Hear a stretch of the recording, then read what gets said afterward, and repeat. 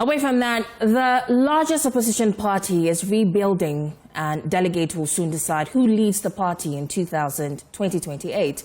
Now, beyond personalities, this race is about answers: illegal mining and the environment, jobs and the cost of living, party unity and credibility with voters. This morning, we're testing ideas, not slogans. We'll ask about the NPP's record on Galamsey and what would change if Kennedy Agyapong's given the nod. And my guest is Kwesi Kwarteng, spokesperson for Kennedy Agyapong. You're welcome, sir. Yeah, thank you. Very good morning to you. Good morning to you too. So let's start simply. I'm going to start by asking what you think is the single clearest change Mr. Agyapong would bring that Ghanaians would feel in, say, a year. Well, thank you very much for the opportunity. Let me say that I just watched the footage which was just played, and I've been away for a while, and I must take the opportunity to commend my good brother, Dennis Miracles Abuaje, the entire team for holding the fort, and of course holding the NDC to accountable when it comes to the Galamsey conversation. I mean, as a government, certainly when you are coming into an office, you campaign based on certain policies and ideas. If you recall, one of the tools that the NDC weaponized was the Galamsey fight, which I think going forward, at no point should politicians ever do that again. When we weaponize the fight against Galamsey, against ourselves, and look into our faces and say that Mr. Akufo-Addo was a problem. Today, Akufo-Addo is no longer in power, and it appears, and successfully so, that the problem of Galamsey or the Galamsey menace has rather even increased and escalated. Just 1 year in power. And of course, we do not expect the worst, but from the trajectory, if you look at it, just supposing from what they said they are going to do, clearly you realize that I'm not sure they've even done even a percentage of it. I mean, the whole of last night up to today, I have had the opportunity to review the campaign manifesto of the NDC. And like I indicated, the campaign is based on those policies and ideas on how they are going to address the Galamsey. If you look at even the abridged form of their campaign manifesto, page 61, for instance, they are outlining how they are going to do it. So I was trying to check whether maybe the comprehensive manifesto too, they may have something different on the approach they are going to use to solve Galamsey. And it appears it's the same. But just a quick one before I even go into what Kennedy Agyapong is going to do when he gets the opportunity. I take you to some of the few remarks that the NDC made in their manifesto in relation to the fight against Galamsey. And of course, I mean, Ghanaians are watching, just a way of reminder, so that if President Mahama has also forgotten, we quickly have to reprint a copy of his manifesto for him so that he can check. One was to place a ban on a new mining activities in forest reserves. You are media guys, so I'm sure you can be able to update us on it. To place a ban on a new mining activities in forests. That is page 61 of his own manifesto, that abridged format. And if you want to refer to the comprehensive manifesto, to page 76, amend the mineral and mining law to impose stiffer punishment for mining in water bodies. As at now, in this one, to score him 0, there is nothing that has been done on it. Decentralized regulatory and licensing processes for artisanal miners. First of all, we don't even know who the artisanal miners are, the data on the artisanal miners, where they operate, where they work, and whether or not such a regulatory framework that support decentralization has also been done. Resource Geological Survey Department more prioritize geological investigation. Clearly, I mean, if you look at some of these things that has been outlined in their manifesto, I mean, it's so clear that the manifesto was just outsourced to some professor in the university to just write it. Because at the end of the day, you cannot just suppose the manifesto, what is written in the manifesto, to actual implementation that we are seeing on the ground. Set up a new Ghana Gold Board to regulate small-scale mining, provide support services, concession viability, blah, blah, blah, blah. But you realize that right now, if you look at the mandate of the Gold Board, for instance, it's not really addressing Galamsey. Rather, they are into methodizing of gold. And that itself is also creating another problem in this way. That is the Cobra effect. They also spoke about use of AI, geofencing, GPS tracking of excavators to locate and monitor small-scale mining, illegal activity. They spoke about the repeal of the LI 2462, ban illegal mining and new mining activities in forest reserves.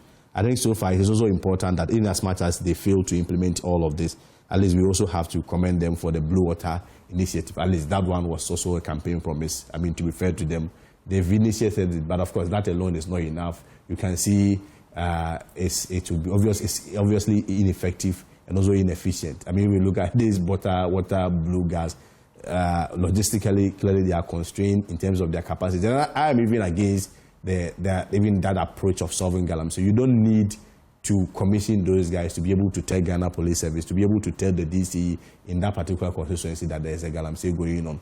Of course, if you speak to them, the argument is that they are not really going to do anything sophisticated. All they are going to do is to relay information to government machinery and government agencies to be able to, they use the term blow whistle. But I'm saying that there is always a DC, there is a police, there is a government machinery, there is BNI, there is national security. Unfortunately, they waste all their resources on Abronye and other irrelevant issues instead of focusing on the fight against Galamsey. So clearly, this is their own promise that they made in their own manifesto.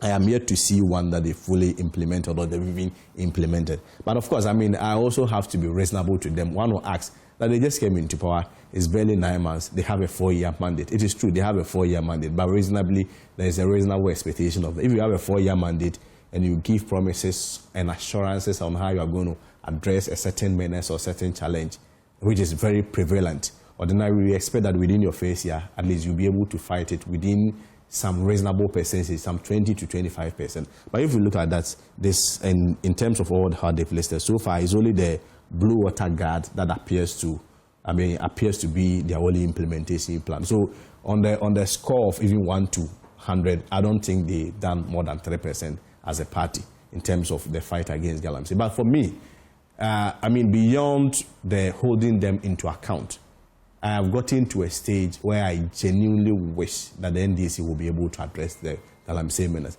Because whichever way, Ghana is the only country that we have. And we are almost getting to a point where we are almost institutionalizing and rationalizing some of the menace that we have in this country. For instance, I have always maintained that when it comes to compliance and enforcement and regulatory issue, as a people, we've lagged behind. If you look at the enforcement of road safety regulations, extremely poor. We've not done so well. If you look at the enforcement when it comes to sanitation issues, we've not done so well. When it comes to basic enforcement of laws, even in our own country, coupled with the recent approach of governments, consistent approach of trying to weaken the judiciary and everything. So enforcement is really a problem. And I genuinely hope that we don't get to a stage where we institutionalize a situation just like the cholera, just like the flood, the perennial flooding, just like the annual deaths that we are witnessing on our roads, and then almost get to a situation where Galamsey also becomes so normalized. So we are calling for action. It's a humble appeal that in case the president has forgotten, President Mahama has forgotten, this is his own manifesto. If he needs a copy, we'll print it under your cameras, we'll go and deliver it to him and remind him. So on that score, I feel that he's not demonstrated that goodwill. He's not demonstrated. The only thing that he's demonstrated when it comes to the fight against Galamsey is inertia, because he appeared to know almost everything. President Akufo-Addo did this, President Akufo-Addo did that, President Akufo-Addo is responsible for Galamsey. If you recall, and if you were, of course, you are a media person, you, I'm sure, have been monitoring the media space. When he said that there were high-profile people in Akufo-Addo's government, politically exposed persons who were doing Galamsey, I want to ask him whether these same high-profile people, those names that he bundled around, mentioned some names that they were doing Galamsey, I want to know if they are still there, the politically exposed persons. Because obviously now he is in power. President Akufo-Addo obviously now, as they initially laid those unfortunate and unsuccessful schemes, obviously by now he's not owing any concessions. Why is the Galamsey still going on? But beyond all this accountability check that we are doing and the reality check that we are doing, we are also pleading on him that it has an implication on our national security, on our national safety, on public health in particular. And we are calling on him that we want to see an action. This is not the usual politics. I want us to graduate into a stage where the discussion on Galamsey is not only pivoted on how we want to make a certain government look bad, no, like they did to us. That's not what my interest is. But I want to get to a stage where we assess government based on its performance and its commitment when it comes to the fight against Galamsey. Right. And gradually, President Mahama is losing the good role, especially when it comes to this fight. But I think on a substantive question as to what Kennedy Agyapong is going to do different, no, it's important to address it. For me, if you look at the whole menace of Galamsey, it's just holistically can be translated into one problem. And it has more to do with having the political will to enforce regulations and ensure compliance. If indeed there is an enforcement of regulations and compliance, I am not sure we may be in this situation that we find ourselves. And there's a more reason why you need that bold leadership, that honest leadership, that leadership who can challenge the status quo and say that enough is enough. Instead of even investing in Galamsey, I am a leader who believes that there is a link between socio-economic transformation and agriculture. I am a leader who now believes that the new Galamsey should be tourism. And that's what Agyapong is going to bring on board. Instead of focusing on Galamsey, he may channel the country's energy into tourism, into mass production through agriculture. And that, I believe, and I'm very confident, is going to attend the socio-economic transformation of our country. Great. But because you mentioned Galamsey, let's still dwell on that topic. Yes. I mean, your candidate has bluntly criticized his own party, their shortcomings and wrongdoings, and vowed to tackle issues of corruption, favoritism. But particularly, let's take a look at Galamsey. Yeah. It worsened under the previous NPP government. What data shows? It's speculative. I'm sure you will agree with me. No, it's speculative. But your candidate, like I said, has vowed to tackle it. What are his brilliant ideas in tackling that? No, that's what I'm saying, that in Galamsey menace, you see, let me put it this way. Like all sectors of our economy and all sectors of our country, our problem has always been systemic. If you roll the time back to, say, in commerce time, the challenges that face Ghanaians there will be almost similar or same as today. For instance, I spoke about flooding. It's been perennial. Is that not the case? Every year, Greater Accra floods. Now, even in recent times, we are witnessing parts of Kumasi also flooded. When it comes to our sanitation issue, it's the same. When it comes to road safety issues, it's the same. We have almost normalized the number of deaths that we record on our roads, to the extent that if you are an average traveler and consistent traveler in this country, I mean, hypothetically, your chances of survival on our roads is about 30%. We've normalized unemployment. We've normalized a lot of things. But I'm saying that you don't require any mystical ideas from any politician to solve Galamsey or to solve some of these problems. A lot of the problems has always been that our general performance on enforcement and compliance has been low. So all you need is the courage and the political will of that leader to say that under my leadership, there's not going to be any Galamsey. End of story. Stop Galamsey. Mahama spoke about instituting and passing state of emergency. What is preventing him? State of emergency, especially now that even state of emergency is even an executive instrument. You don't even need so much of the input of parliament. As soon as you pass the EI, automatically it goes through parliament, and at the end of the day, EI then becomes mature, and state of emergency then can be enforced. So what is the political what will? are Mr. Kennedy Agyapong's is that he is having the will to ensure compliance. If there are legal frameworks that ensures that we should not mine in water bodies, Kennedy Agyapong is going to make sure. So that's novel. No, it's not about novel. It's about implementation. Our problem has nothing to do with ideas. Our problems as a country has nothing to do with ideas. Our problems as a country has to do more with implementation and compliance. And for me, I have gotten to a stage as a Ghanaian where I'm so tired with the ideas. We have so much beautiful ideas about how to solve Galamsey. Who doesn't know how to solve Galamsey? Who in this country doesn't know how to solve Galamsey? For instance, even with hindsight and just off mind, I can tell you that if you ban, for instance, the import of cyanide, you ban the import of mercury, how are they going to even extract the substance even in the first place? But you don't have the political will to do that. Politicians have never had the political will to do that. And it stems from a lot of variables that even weaken the politicians themselves. Because, first of all, let's even ask ourselves of the political financing regime that we have in this country. How are we auditing people's lifestyle?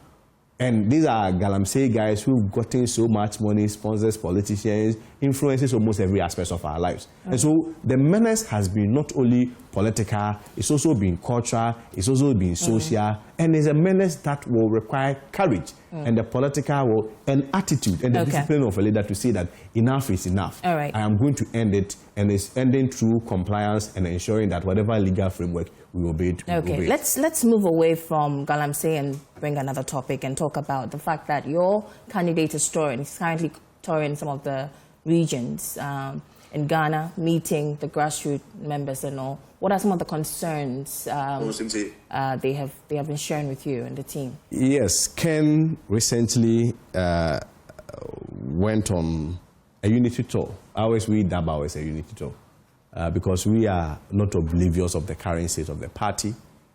We feel that until we attain unity as a party, there is no way we are going to make any good effort in terms of even coming to power. And it is a more reason why, as a party, our base, we need to strengthen, re-strategize, and of course, it all boils down to coming together with one accord and in one unison, and so that we can be able to, position ourselves well for the 2028 elections.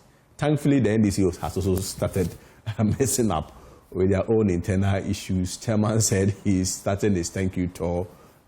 Chief of Staff has also started his mad campaign through his weekend keep fit. So what are the concerns the delegates are raising? No, I'm coming there. The question is still valid. I'm coming there. I'm just laying a foundation. So we're running against. That's fine. Then let me quickly switch.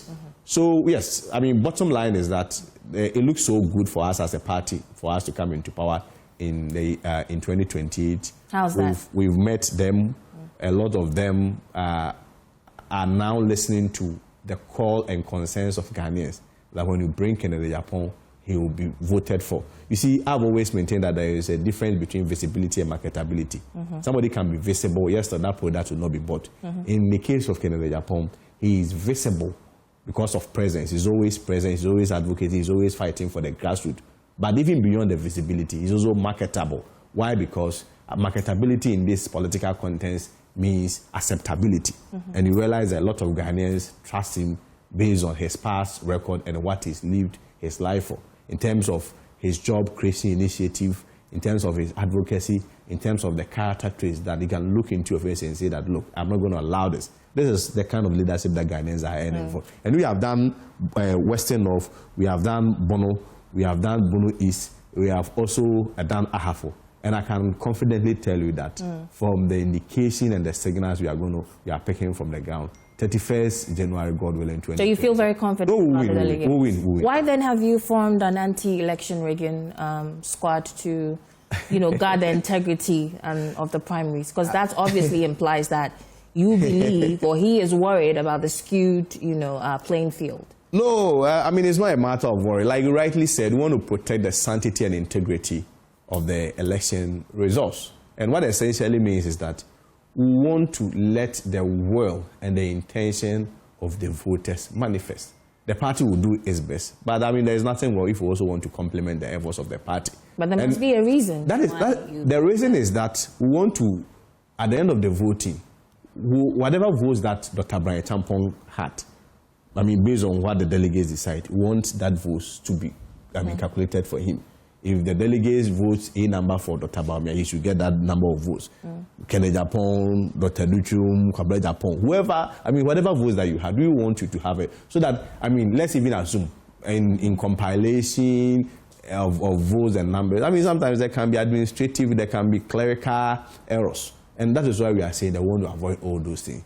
We are going to ensure that there is sanity and integrity of the electoral process. It's not a way of necessarily being rebellious or thinking of a negative or unfair process, but it's an assurance to the NPP delegates that their votes will be protected, and at the end of the day, their will be what will be manifested. So, it's just a way to protect the process. So, peradventure, the primaries happens, and unfortunately, it doesn't go to your candidates. What then happens? I'm not sure protecting vote integrity automatically means that your candidate must win. But I'm saying that I'm very confident. We conduct a lot of researches, we speak to them, we engage delegates, and we know where we are heading to. I'm so confident, extremely confident, that Kokode-Nwamase should not be getting anything less than 64 to 67%. I'm so wildly confident. But I'm saying that in doing so, you also need to put measures to protect the vote. And of course, the concerns that you are raising, people have raised similar concerns. For instance, if you look at, let's say, the last primaries, there are some constituencies where certain candidates in the primaries, for instance, had, say, 100%. But in the general election, even though they are NPP delegates, they recorded zeros in the same police station that they had 100%. It raises concerns for other people. But even to us, that is not the big issue. Our concern is to protect the sanctity and the integrity of the results so that every person, every candidate who contested will get his right. Thank you so much, Mr. Kwesi Kwarteng is a spokesperson for the Kennedy Agyapong campaign team. Let's break now for business.